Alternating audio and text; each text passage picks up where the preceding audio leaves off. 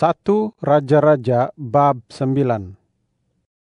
Setelah Salomo selesai membina bait Tuhan, istana raja, dan segala sesuatu yang ingin dibuatnya, Tuhan menampakkan diri kepada Salomo buat kali keduanya.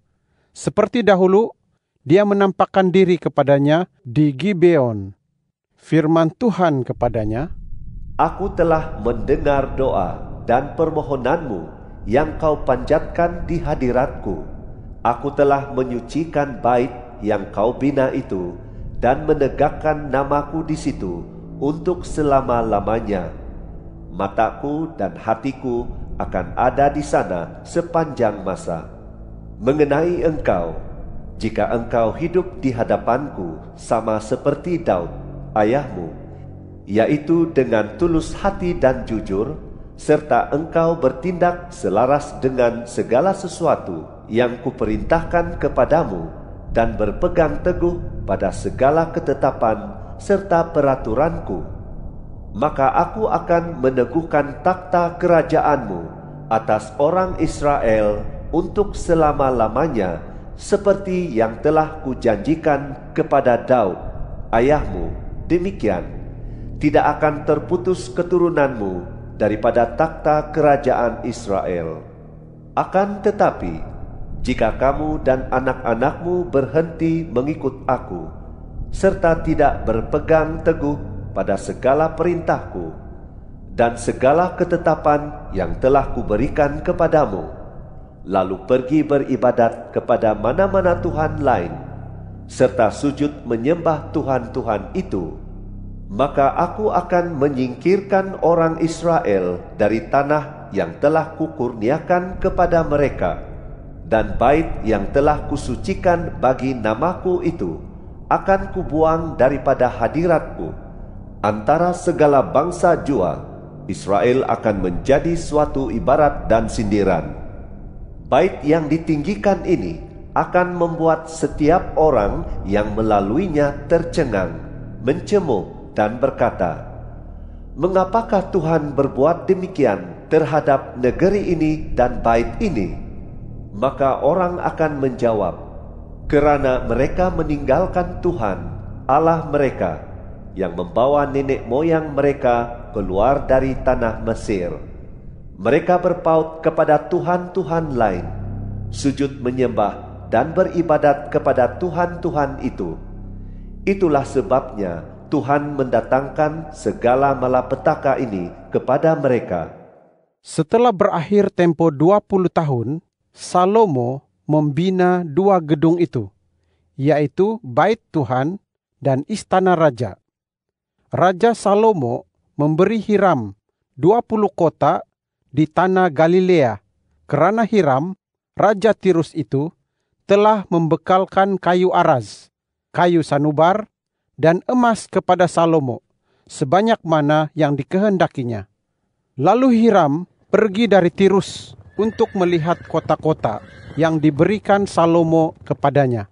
Tetapi semua kota itu tidak menyenangkan hatinya.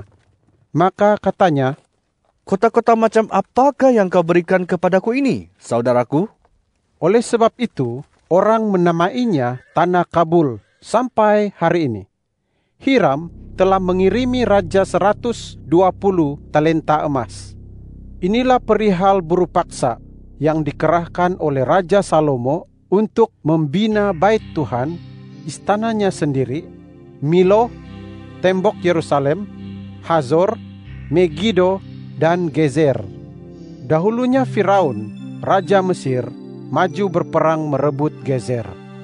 Dia membakar habis kota itu dan membunuh warga Kanaan yang tinggal di situ. Kemudian dia memberikan kota itu kepada anaknya, istri Salomo, sebagai hadiah pernikahan. Maka Salomo membina kota Gezer kembali. Dia juga membina Bet Horon Hilir, Baalat, dan Tamar di gurun di negeri itu. Semua kota perbekalan yang dimiliki Salomo, kota-kota tempat rata, kota-kota tempat pasukan berkuda, dan apa-apapun yang ingin dibina Salomo di Yerusalem, di Lebanon, dan di seluruh negeri di bawah kekuasaannya. Semua orang yang tersisa daripada orang Amori, orang Het, orang Feris, orang Hewi, dan orang Yebus yang tidak termasuk orang Israel, yaitu keturunan orang itu yang masih tinggal di negeri itu, serta yang tidak dapat ditumpaskan oleh orang Israel. Merekalah yang dikerahkan Salomo sebagai buruh paksa, dan demikianlah keadaan mereka sampai hari ini. Sebaliknya, daripada kalangan orang Israel, tidak ada seorang pun yang dijadikan hamba oleh Salomo.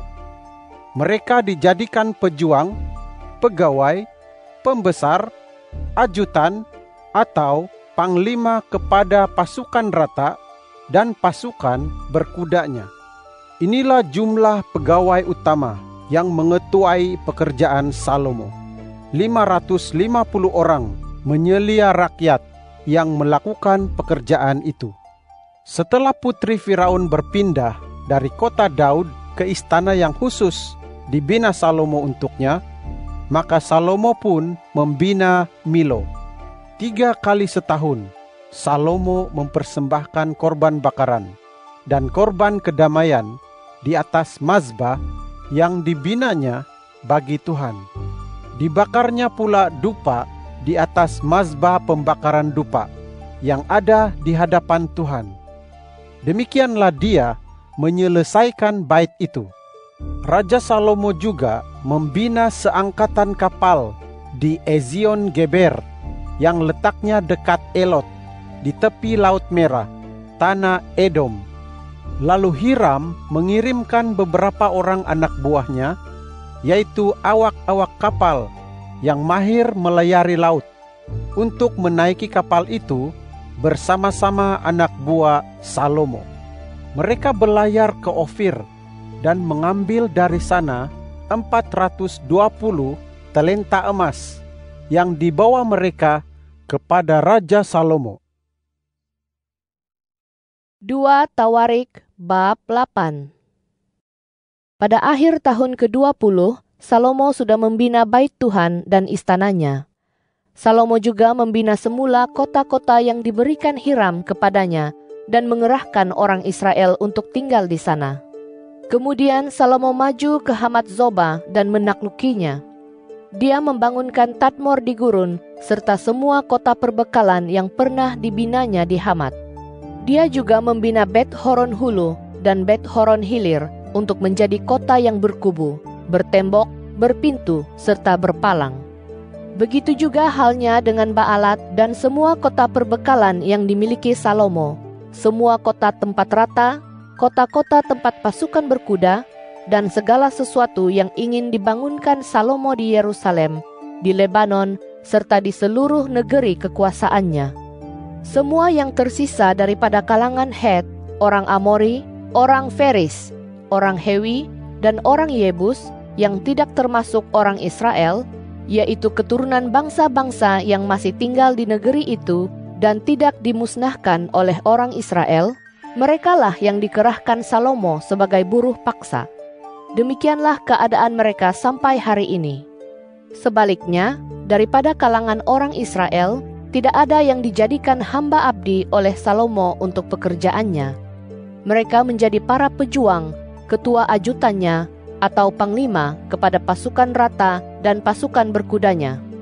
Jumlah pegawai utama Raja Salomo yang memerintah rakyat ialah 250 orang. Salomo memindahkan putri Firaun dari kota Daud ke istana yang dibinanya untuk putri itu. Kerana katanya, "Istriku tidak boleh tinggal di istana Daud, Raja Israel, kerana tempat-tempat yang pernah didatangi tabut Tuhan itu suci."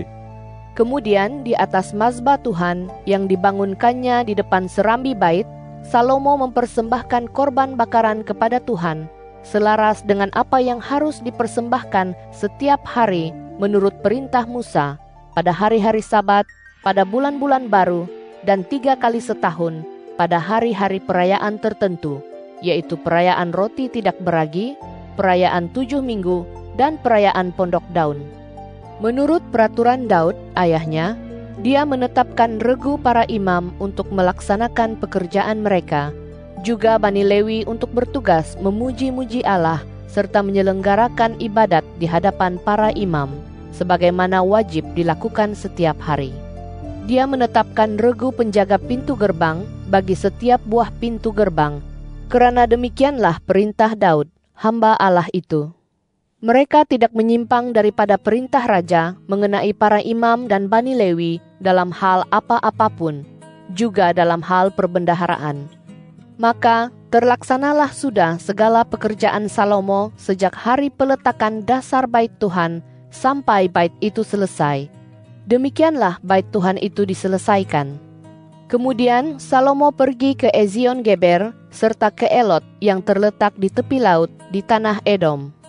Lalu Hiram dengan perantaraan anak buahnya mengirim kepada Salomo kapal-kapal serta anak kapal yang cekap melayari laut. Mereka pergi bersama-sama anak buah Salomo ke Ofir dan mengambil dari sana 450 talenta emas yang kemudian dibawa mereka kepada Raja Salomo.